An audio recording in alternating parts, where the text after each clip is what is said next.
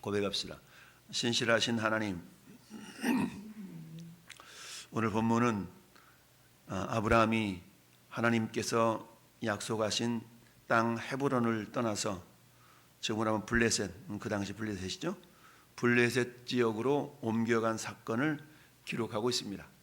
이는 24년 전에 저 이집트 땅으로, 가나안 땅에 흉년이 들어서 이집트 땅으로 아내와 함께 피신을 갔던 그런 일이 있었죠. 그때도 아브라함은 자기 아내 사레에게 너 내 누이라 그래 라고 애굽 왕에게 거짓으로 속여서 결국 어떤 일이 발생합니까? 애굽 왕이 하마터면 사레를 아내로 취할 뻔한 그런 사건이 있었고, 그때도 하나님께서는 그 애굽 왕에게 깨우치셔서 결국 사라를 안전하게 지켜주셨던 경험이 있죠. 그일로 아브라함은 어때요? 그야말로 많은 짐승들을 보상으로 받아서 애굽에서 나오게 된 그런 사건이 있었습니다. 그게 24년 전의 사건이거든요. 근데 지금 99세니까 또다시 아브라함은 24년에 경험했던 그 어떤 아픈 그런 거짓의 어떤 유혹에 속아 넘어갔다라고 말할 수가 있는데, 왜 그랬을까요? 정확한 이유는 나타나 있지 않지만 성경은 아브라함이 거기는 헤브론 땅이거든요. 거기서 네게부 땅으로 옮겨가, 네게부는 가나안의 남부 지역을 말해요. 남부 지역으로 옮겨가 술과 사이 그랄에 거류하여, 그랄 땅은 블레셋 지역의 땅입니다. 그 안에 사라를 자기 누이라 했으므로 그랄 왕 아비멜렉이 사람을 보내어 사라를 데려갔더니, 여러분 이때 아브라함의 나이가 99세고 사라의 나이는 89세잖아요. 그러면 89세 된 노인 양반이 얼마나 아름다웠으면 그렇겠어요? 오늘날이야 뭐 온갖 가지 시술, 성형수술 해가지고 주름도 쫙 펴고 이런 어떤 그런 외모로 나이를 착각할 수도 있었겠지만, 어찌하든 사라가 굉장한 하나님의 어떤 은혜로 미모가 있었던 것 같아요. 그래서 사라를 아비멜렉이 불러갔어. 그랬더니 그 밤에 하나님이 아비멜렉에게 현몽하시고 그에게 이르시되 네가 데려간 이 여인으로 말미암아 내가 죽으리니 그는 남편이 있는 여자다 라고 꿈속에서 나타나셨어요. 이러니 아비멜렉이 깜짝 놀랬겠죠. 그러면서 어때요? 그 여인을 가까이 하지 아니하였으므로 그가 대답하되 주여 주께서 의로운 백성도 멸하시나이까. 깜짝 놀라서 그냥 데려왔지 어떻게 손을 대지 않은 그런 상태였던가 보죠. 그러면서 말하기를 그가 아브라함이 나에게 있는 내 누이라고 하지 아니하였나이까. 뿐만 아니라 그 여인도 그는 내 오라비라 하였사오니 나는 온전한 마음과 깨끗한 손으로 이렇게 했습니다. 그런데 하나님께서 다시 또 꿈에 나타나 말씀하시길 뭐라고 그래요? 내가 알지. 네가 온전한 마음으로 이렇게 한 줄을 나도 알았으므로 너를 막아 내게 범죄하지 아니하게 하였나니 여인에게 가까이 하지 못하게 함이 이 때문이라. 자, 그러면서 그 아내를 돌려보내라 그러죠. 왜? 그는 선지자라. 여러분, 우리가 보통 아브라함 그러면 믿음의 조상이라고 그러잖아요. 일명 믿음의 조상이라고 인정받고, 그야말로 이스라엘 민족의 직계 조상으로 인정받았던 이 아브라함. 우리가 성경 그림 아주 막 아름다운 내용만 기록되어 있는 것이 아니고, 아주 믿음이 출중한 그런 내용만 있는 것이 아니고, 그야말로 인간의 생사화복을 주관하신 하나님께서 인간의 여러 가지 연약함, 있는 그대로의 모습을 아주 잘 기록하고 있지 않습니까? 가감하지 아니하고. 우리가 잘 아는 다윗도 어떻습니까? 다윗 그러면 성군으로 인정받죠. 모든 이스라엘이 추종하는 그런 위대한 왕으로 인정받습니다. 그랬던 다윗에게도 여러 가지 연약함이 있었던 걸 우리는 알고 있습니다. 심지어 믿음의 조상으로 여겼던 아브라함도 한 번이 아니라 두 번씩이나 자기 마누라를 팔아먹는, 어찌 보면 그런 어떤 연약한 믿음의 모습을 보이고 있다는 것을 우리는 알 수 있어요. 24년 전 애굽 땅에서도 자기 마누라를 그야말로 위험한 지경으로 몰아넣었던 그런 어떤 연약한 아브람. 근데 99세가 된 이 때에도 역시 마찬가지 그랄 왕에게 자기 아내를 누이라고 여기고 이렇게 아비멜렉을 속여서 자기 자신이 안전하게 하려 했던 이런 어찌 보면 굉장히 사람의 술수라고 표현할 수 있죠.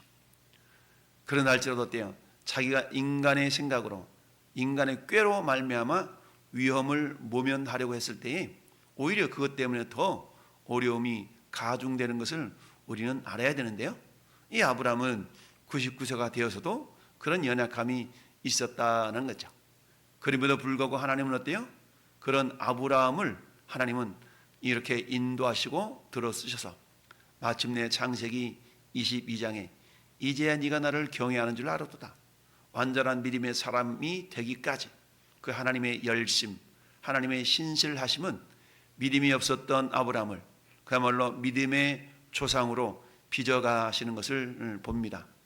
마찬가지로 하나님은 저와 여러분들도 그처럼 믿음이 연약하다 할지라도 내가 예수를 믿는 그 믿음을 부여잡고 있다면 비록 우리는 연약하고 부족하다 할지라도 마침내 하나님의 신실하심으로 말미암아 우리를 당신의 뜻대로 빚어가시는 하나님이신 것을 우리는 믿어야 된다라는 얘기입니다. 따라서 오늘 본문을 통해서 우리는 크게 두 가지를 생각해 볼 수가 있는데요. 첫째는 뭐냐? 하나님께서 말씀하신 곳에서 멀어지면 멀어질수록 실패는 가깝다라는 사실입니다. 여러분, 우리가 그러잖아요. 어린아이들을 데리고 공원에 놀러가는 엄마가 멀리 가지마 멀리 가지마 이렇게 이야기하는 경우를 우리는 종종 듣게 되죠. 근데 어때요? 엄마 품을 떠나서 엄마의 시선에서 멀어지면 그 아이는 어때요? 그만큼 위험에 노출될 가능성이 있다라는 거죠. 이러한 것처럼 하나님의 약속의 땅이었던 가나안을 벗어나서 결국 이방 지역인 그랄, 블레셋 지역인 그랄로 옮겨갔을 때 자기 생각에는 어떤 이유인지는 모르지만 마치 24년 전에 가나안 땅이 흉년이 들어서 양식을 구하려 애굽 땅으로 내려갔을 때의 모습처럼 분명히 아브라함은 자기 인간적인 생각에 무엇인가 불편하고 부족한 그런 형편 상황이었던 것 같죠.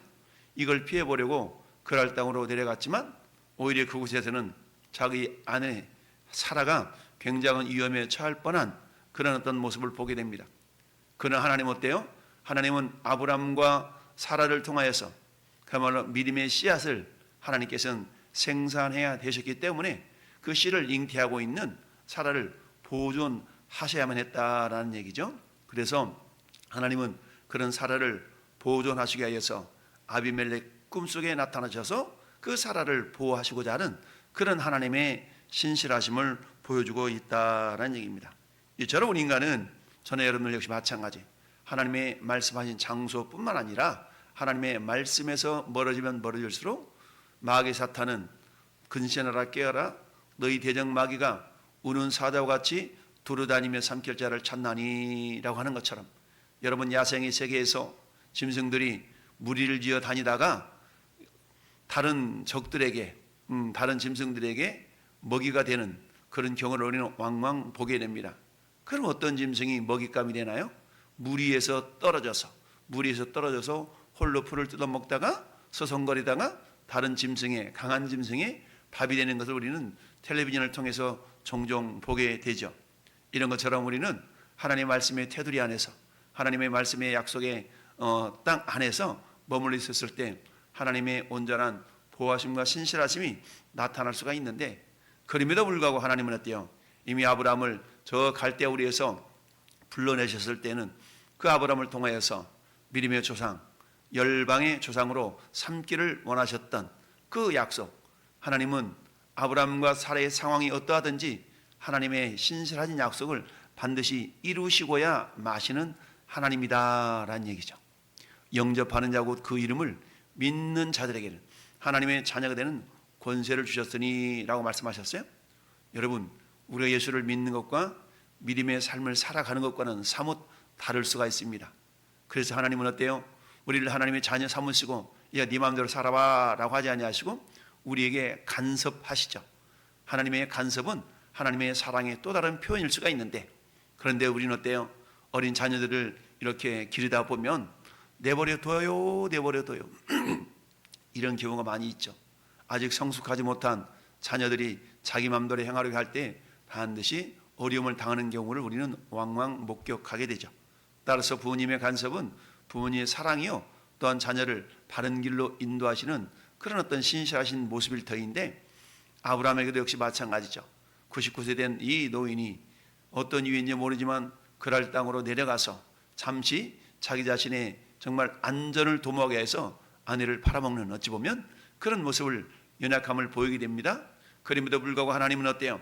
그런 연약한 아브라함이라 할지라도 그 어때요? 결국 다시 들어서시는 걸 봅니다. 즉 두 번째는 하나님은 실패한 사람이라도 다시 세우시는 신실한 하나님이다라는 얘기죠. 여러분, 우리가 만약에 믿음의 연약함 때문에 어떤 일에 대해서, 하나님의 어떤 일에 대해서 실패하고 실수했다 칩시다. 근데 하나님은 그걸 보시고 너는 안 되겠다 저리 가, 만약 이래 버린다 그러면 하나님 앞에 신실하게 남아있을 사람이 거의 없을 겁니다. 하나님은 당신의 신실하심과 당신의 사랑, 당신의 은혜로 말미암아서 오늘도 우리를 어때요? 구역구역 당신의 뜻을 이루어가는 축복의 통로들로 사용하고 계신 줄 믿습니다. 오늘도 우리가 너희가 그 은혜를 인하여 믿음으로 말미암아 구원을 받았다라고 말씀합니다. 매 순간순간마다 우리는 예수 그리스도를 믿고 물론 하나님의 자녀가 되어서 이미 구원받은 백성이지만 그 구원이라는 것은 영원한 천국에 가는 그런 최종적인 구원의 모습도 모습이겠지만 우리 주님의 구원의 손길은 매 순간순간마다 우리에게 임하지 않으면 우리는 살아갈 수 없는 연약한 존재입니다.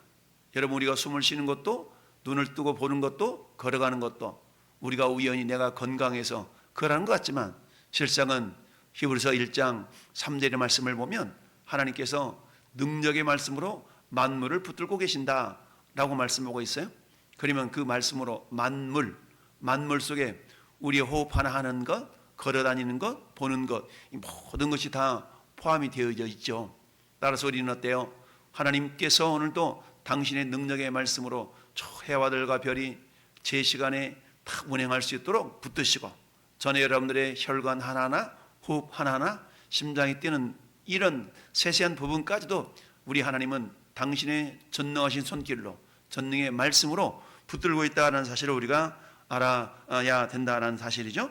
이처럼 하나님은 비록 우리가 실패하고 연약하다 할지라도 다시 하나님 그를 세우셔서 마침내 당신의 뜻을 이루시는 신실하신 하나님이다라는 얘기죠. 뿐만 아니라 어때요? 이런 아브라함을 하나님 뭐라고 말씀하셔요? 선지자다라고 말씀하고 있습니다. 여러분, 믿음이 신실하고 믿음이 출중할 때 그를 들어서 이 사람은 선지자야 라고 말했더라면 얼마나 멋들어지겠습니까?